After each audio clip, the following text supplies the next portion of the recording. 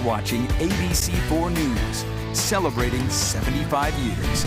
Well, as we enter into March, we celebrate Red Cross Month and recognize those who give back to the community either by donating blood or by taking a life-saving skills class. So today we're joined by Jeremiah Lafranca. We're so grateful whenever you come in, the Executive Director of the American Red Cross for Salt Lake. Thank you for joining us, Jeremiah. Yeah, thank you for having me. So tell us a bit about Red Cross Month and what that means even. Yeah, it started about 80 years ago. So President Franklin Roosevelt actually started it by making a proclamation declaring March to be Red Cross Month. And every American president has done it since then. And it's really a way to celebrate our volunteers, the incredible donors that we have, and the sacrifices that they make to make our society a better place, right? And to help those that are in need. An organization that has lasted for decades and decades. It's such a thing to be proud of. How can people get involved if they don't want to donate blood? Because we know about the blood drives. We talk about them constantly because we're always in need of blood, right? Yeah. Blood donations. But what are other ways people can get involved? Yeah, absolutely. So you can donate directly to the Red Cross. You can go to redcross.org to learn how you can donate and make a financial donation. Those donations go to help people with sheltering, food, assistance, and things that we do when we respond to disasters. You can also volunteer. So 90% of our workforce is volunteer, which is incredible. Just the heart and compassion of our volunteers that they go and they sacrifice their time to be able to go and do things to help others.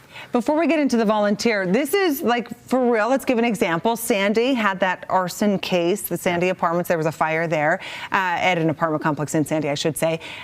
You responded to that. The organization responded to that. Like, what do you do when you get on the scene? Yeah, so we have volunteers that are on call during certain times of the day. And so this particular set, we had some volunteers that went out. They went and assisted families when they were affected by that fire. So we had 3 different families that were assisted by us. So we provide some initial financial assistance. And then we also set up casework. So we make sure that we connect them with community resources to really make an impact and make sure that these families aren't just left out in the dust in terms of what do they do after that fire and how do they recover. So we're really trying to provide that support.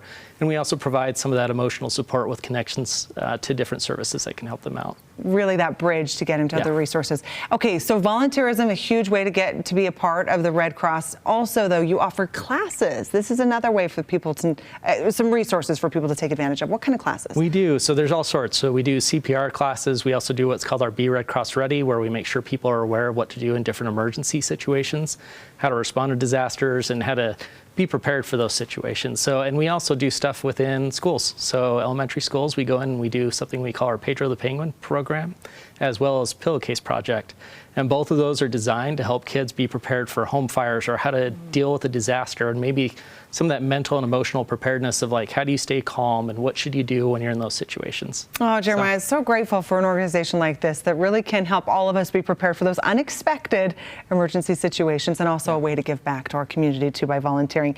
Thank you for your time here today. Real quick, how can people get involved? Just go to redcross.org to learn more. You can learn how to volunteer, donate blood. If you can find out where blood drives are, you can even make a financial donation. Okay, thank you again, Jeremiah, for your time here today with the American Red Cross, as this is Red Cross Month.